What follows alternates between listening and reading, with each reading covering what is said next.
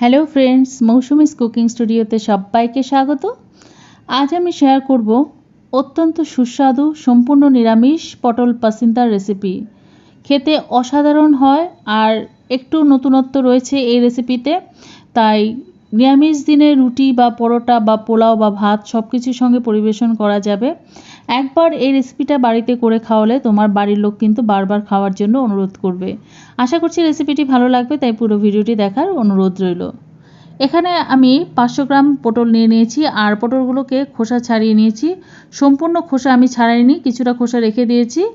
আর পটলের গায়ে আমি একটা ছুরির সাহায্যে একটু চির লাগিয়ে নিয়েছি, এতে করে পটলের ভেতরে তেল মশলা সব ঢুকবে আর খেতেও খুব সুন্দর হবে।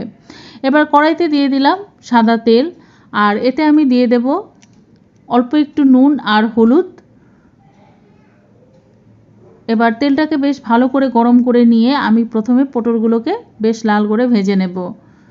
পটল পাসিন্দা খেতে অত্যন্ত সুস্বাদু আর তৈরি করাটাও কিন্তু খুবই সহজ।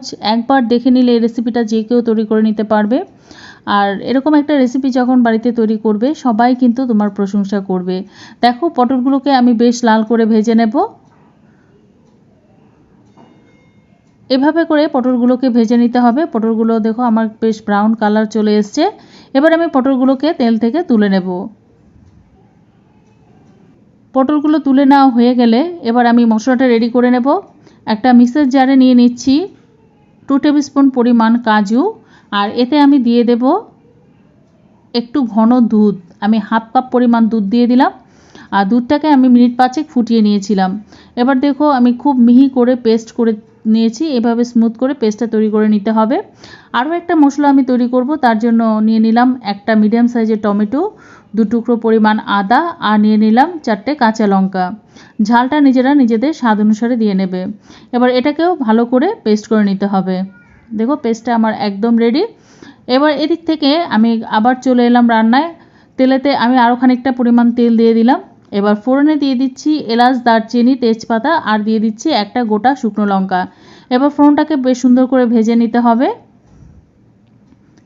ফোড়নটা যখন সুন্দর করে ভাজা হয়ে যাবে সে সময় আমি এখানে দিয়ে দেব টমেটো, কাঁচা লঙ্কা আর আদার যে পেস্টটা তৈরি করে রেখেছিলাম সেই পেস্টটা আমি দিয়ে দিচ্ছি, আর বাটি ধুয়ে অল্প সামান্য জলও দিয়ে দিলাম। এবার নেড়ে চেড়ে খানিকক্ষণ কষিয়ে নিতে হবে।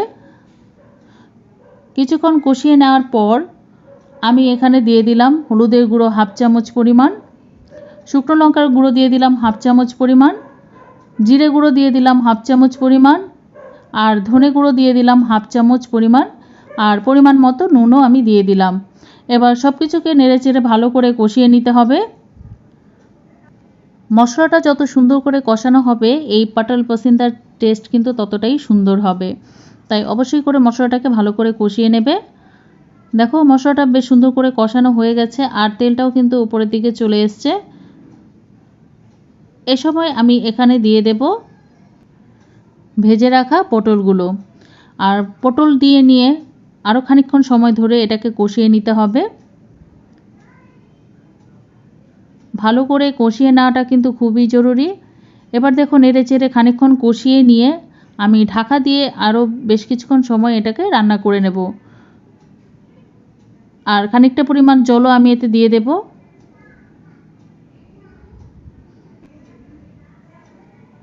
ভালো করে কষিয়ে নিচ্ছি।